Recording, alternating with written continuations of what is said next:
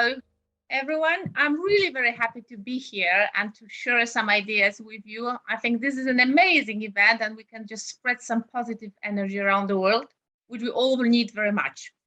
As Gregor said, I'm a psychologist and drama trainer. So in my session, I'm going to combine drama and psychologist. So we are going to talk about emotions and drama.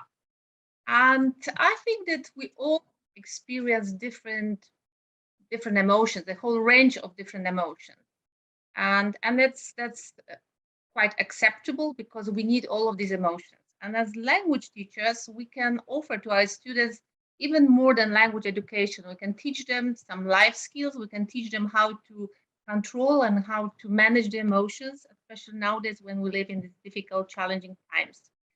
And process drama is one of the methods which really enables us to teach our students how to be aware of the emotions and what to do with the emotions. And before I share with you some ideas how to use process drama, I would like you to think about the role of emotions in your life, because we all have different emotions, and I guess that you experience lots of emotions. So if you could, just write down what emotions you would experience in your life and what is really important. Okay, because emotions are important in our life and they are important in learning. As teachers, we all know that it's impossible not to isolate really cognitive learning from the affective one, because the physical and emotional state is extremely important just to provide a sense of security, a sense of safety to our students. So emotions are important, and even we have some evidence from neuroscience which indicates that emotions are absolutely integral to learning. And Imordino Yang, the psychologist, says that learning is dynamic, is social and context dependent, because emotions are and emotions form a critical piece of how, what, when, and why people think, remember, and learn. So it is literally neurobiologically impossible to build memories, engage complex thoughts, or make meaningful decisions without emotion. So emotions are important. Emotions are embedded in our life and in learning. And I think that we can define emotions as memory markers. When you go back to your childhood or when you go back to your education, what do you remember most? Usually we remember things which are connected somehow with emotions, how we felt in a certain context, in a certain situation. So when you have emotional contact with some personal importance, then you will remember it better and longer because it's stored much better in a memory structure. So it's important to somehow to put some emotional contact into things we teach our students. So briefly saying, we can tell that emotions drive consciousness, consciousness drives attention, and attention drives long-term memory and learning. And it's important to, especially in the language acquisition, to think how to remember, because sometimes you know the word, but it rings the bell, but you can't recall it because it's not stored in a long-term memory. But when you make some emotional association, then you will remember it much longer. So also emotions are important, especially those positive emotions. And we know from the research and positive psychology that positive emotions energize the brain. So we know that positive emotions can encourage students to do things, they motivate them and then enable them to experience so-called flow. So actually they increase the efficiency of learning. So how to engage learners' emotions? We can do it in different ways. First of all, through the meaningful, significant interaction, but also through an interesting story. And this is the moment when drama comes. And we've heard before about the theater. And I would like to tell you a little bit about the process drama and what's the main difference between process drama and theater. So first of all, we can tell that process drama is an activity, it's a whole class activity, which is multisensory, which is immersive and inclusive. So everyone is playing a role, working together. at times within an imagined place and situation. So process drama is a sort of shared imagined experience, but it always has a learning purpose. So what's the difference between process drama and theater? In process drama, we do not rehearse and perform scripts for the theater performance. The more important is just the process which is happening, the process which is happening between the students, the process which is happening in the mind of a student, because there are many different processes going on. So we can say that there is a social process, interpersonal process, there is an intrapersonal process. So it's really very much focused on the process than on the product. Of course, sometimes we prepare the performance and we finish with the product, but we call it process drama because it's more like process than the product. And process drama provides roles which are emotionally compelling. And what is really important, for me, it's really important, and we can teach empathy through drama. When you put somebody into somebody else's shoes, what we do in drama, playing different characters, it's probably the best way to develop empathy.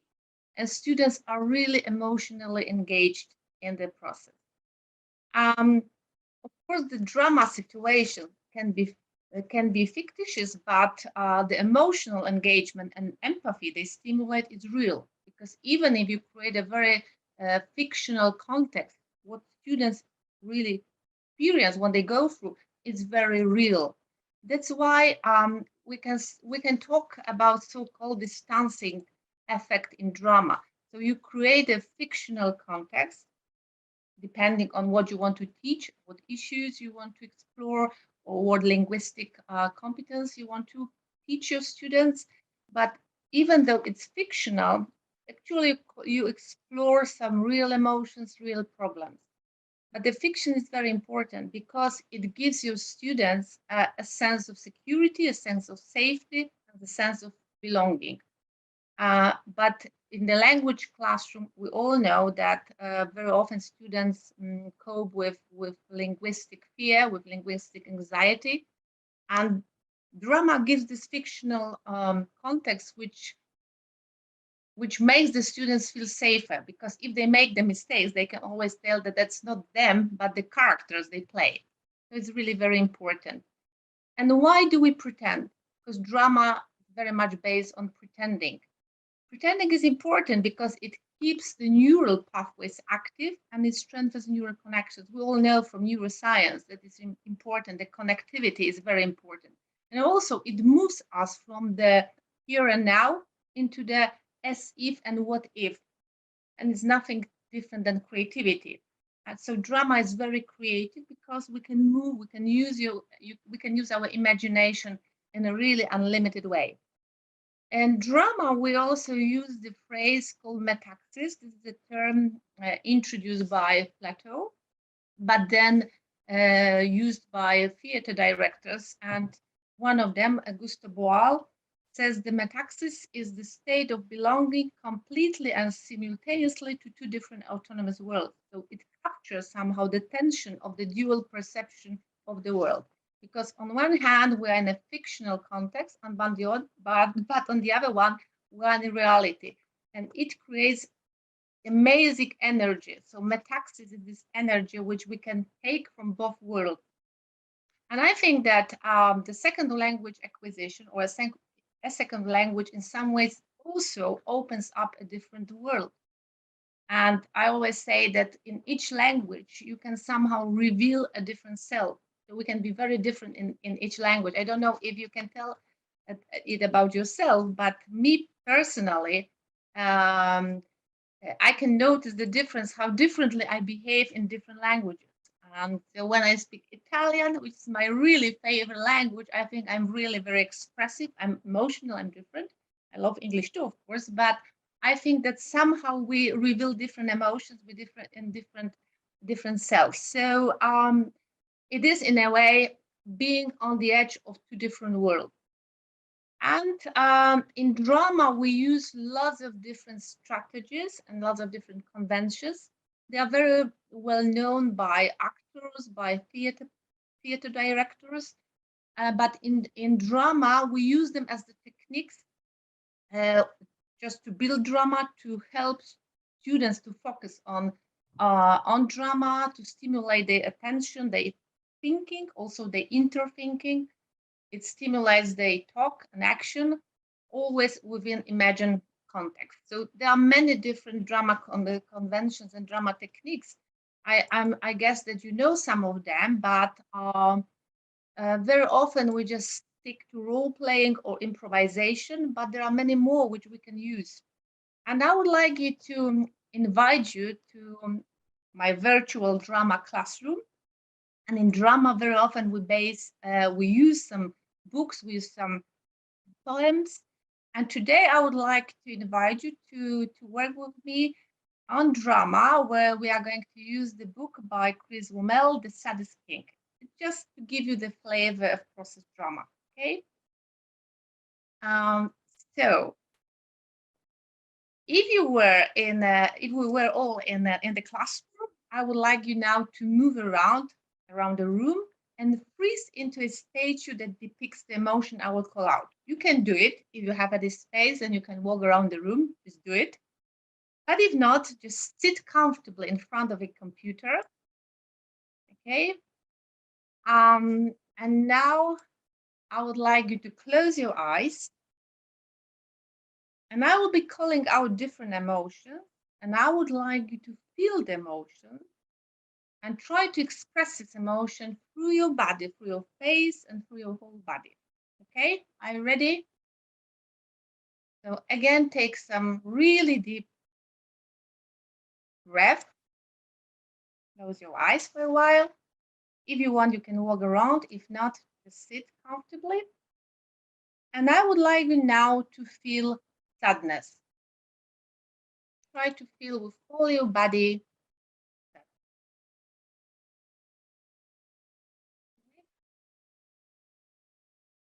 Express sadness with your face, with your body.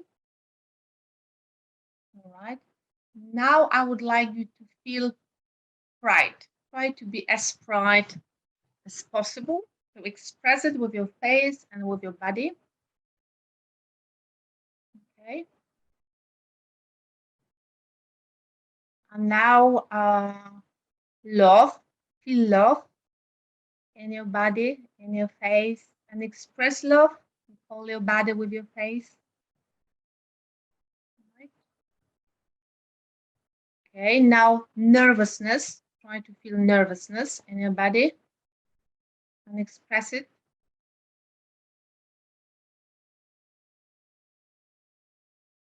Loneliness. Try to feel really lonely. Feel it, how it is to be lonely. Okay, and now happiness.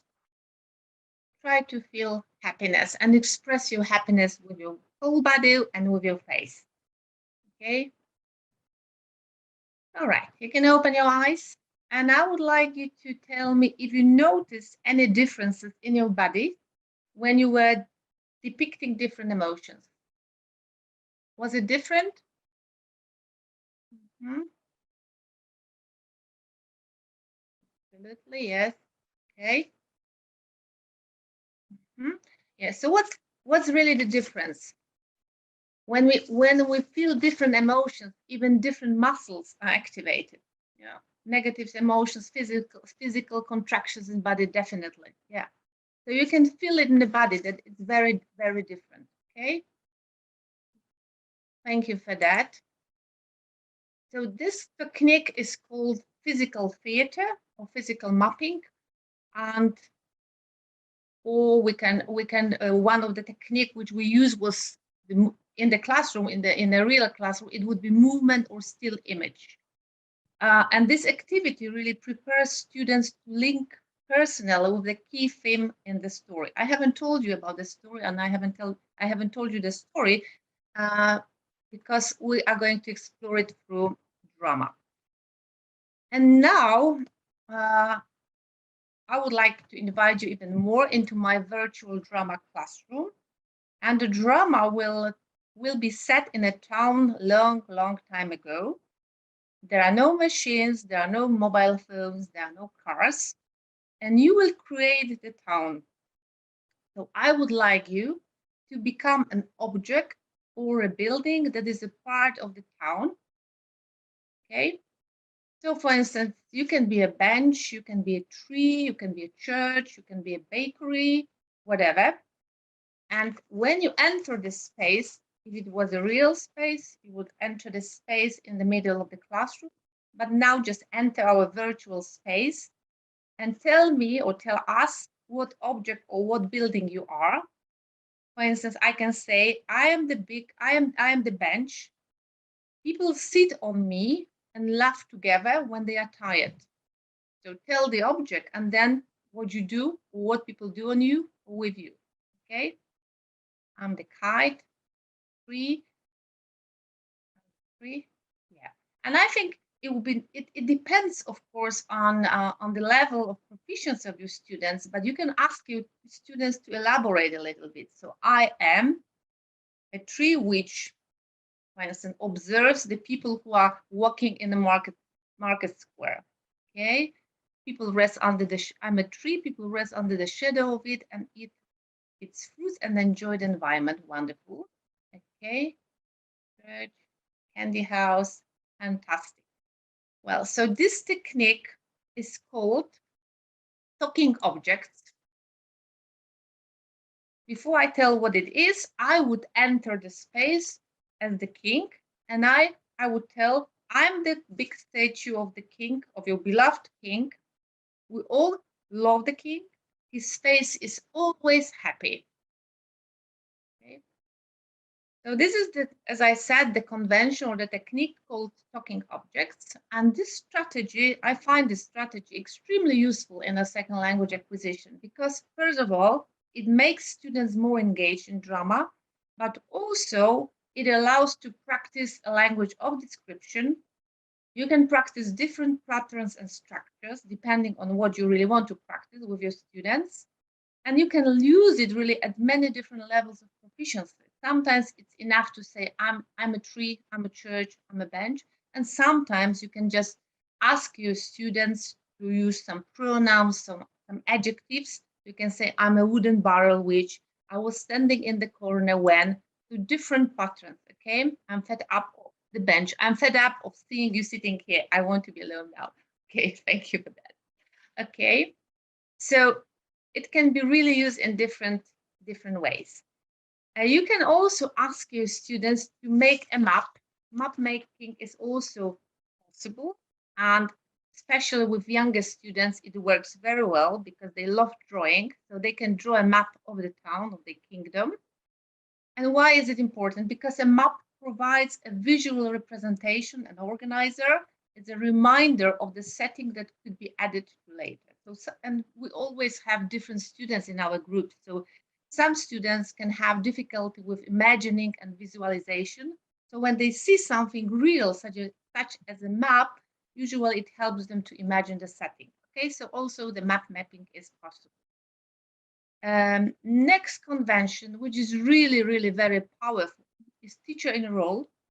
One of the most powerful techniques we use in drama, because in drama, you actually empower your students. So you give power to your students, and if you want to correct something, you should do it through this technique called teacher in a role. So now, I would like you to. So now I would like you to believe me that I'm going to be the king. I pretend to be the king. So I am the king, and you are my wise advisor. I've never had so many wise advisors as I have here. And as a king, I decided to make a new law. The law says that everyone in our kingdom, in our land, must be happy all the time. Okay?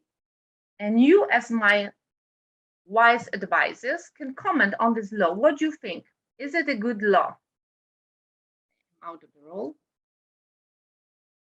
So do you think that asking people to be happy all the time is a good law or not? You can now I'm out of the role, you can encourage your students just to comment on that, because they are really wise advisors. So you, in a way, you empower them. Yeah, you give them the right to speak. Not at all, of course. But I am the king, and I will make the law anyway. Okay. And now there's a moment when you can ask your students to prepare a draft of the legal document saying that everybody in our kingdom needs to be happy all the time. So you can also integrate some skills. It's just the example of teacher in role, but it's really a very powerful technique, and it creates a character students can get to interact with, because they can ask questions, you can have conversation with, and you can somehow provide some information they need. You can help students with the language, because we can have students with different level of proficiency. So you can give them some structures, some words, and also you can diagnose the linguistic level the students have.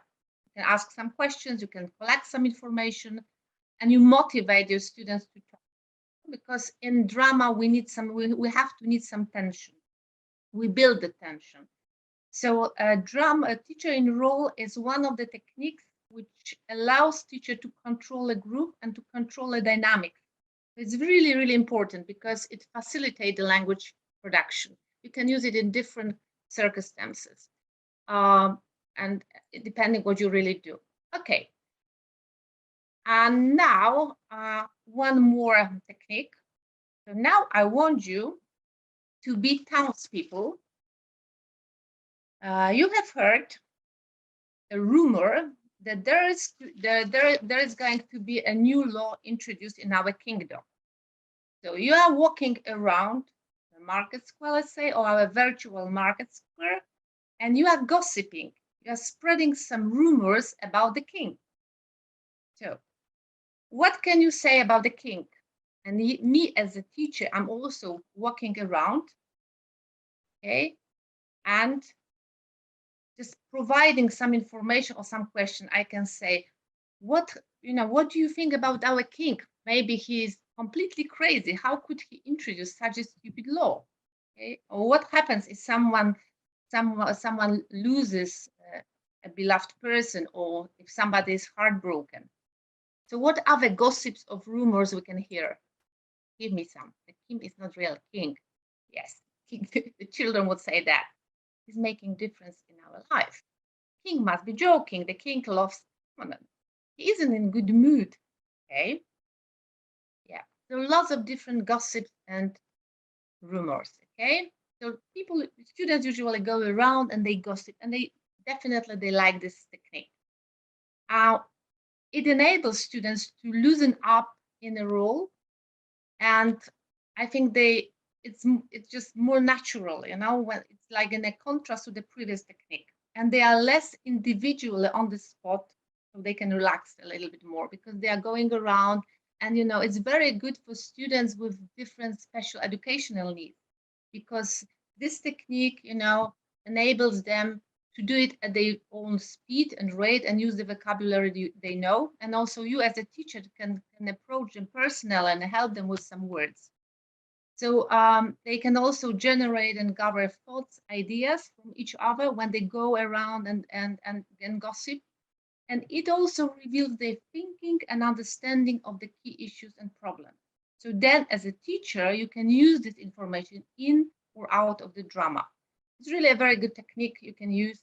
And also you can, if you want, you can ask your students to use a certain pattern. Have you ever heard, or have you heard that? So depending what you want to practice with your student linguistically. There are many more. Sorry to interrupt. It's your 5-minute warning, Alicia. Sorry to interrupt. Thank you. Okay. There are many more conventions and techniques. Of course, I have no time to explore them all. Some of them are called like small group playmaking, performance carousel, eavesdropping, many more. I'm not able to explain them, as I said, but I do encourage you to read about them either in my book or in different books, and practice them, because they are really, really good. So what is the story which I use in this drama? This is the story outline. at the beginning of the drama, we don't give the story outline to our children because then you will lose the tension the drama will create. But what's the outline? In this country, everyone appears to be happy all the time. This is because the king has decreed that it's against the law not to be happy. This leads inevitably to inner tensions for the citizens, as no one feels happy all the time, and not being able to express various emotions is stressful. One day, a little boy cries in front of the statue of the king. Everyone tries to stop him crying in various ways, but he's soon arrested by the king's guards and taken to the palace. The boy meets the king, who looks very happy. The king asks why he's crying. The boy explains his dog has died. Suddenly, strange sounds emanate from the king. The boy looks closely and realizes the king is wearing a mask. The boy pulls away the king's happy mask and reveals the saddest face the boy has ever seen. The king's dog had also died, and the boy and king get together laughing and crying as they share dog stories. The king explains that when his own dog died, no one dared laugh or cry in his presence. That was why he made happiness compulsory. The boy explains that you need to show what you feel, and the king realizes his folly and rips up the legal document. Then everyone immediately enjoys a really good cry. That's the story. Of course, if we had more time and if we do the whole drama lesson, I would use more techniques and conventions just to reveal the whole story. But I wanted to give you just the flavor of process drama, which I think is really, really important just to develop emotional competence, because emotional competence is something which can motivate students intrinsically. And also drama involves a significant focus on reading some nonverbal messages. So you can, even when you have students struggling with the language, they can use some nonverbal language. Yeah? And it's important: gesture, eye contact, movement, positioning. And verbal behaviors are really well and even better recognized and developed, because you also in drama, you have to rely on active listening and response. So there are many more arguments for using drama. As I said, special educational needs, you can include all your students, you can adjust the level, you can give different roles to different students depending on how they feel and what their competence is. If somebody is more interested in drama and would like to try, this is the book which Greg mentioned at the very, very beginning. So thank you for participation. I would like to wish you lots of positive emotions for the Christmas time or for the New Year's time. But also, I would like to wish you the ability to accept all emotions you feel, because all of them are very needed. We need to express all our emotions, because when you bottle up some emotions, then when they explode, it can be really a disaster. And I think students now struggle with lots of different emotions, with anger, with sadness. And if you don't allow them to express them, sometimes, unfortunately, it leads to depression or different anxiety disorders. So thank you very much for being with me and participating in this session. Thank you very much.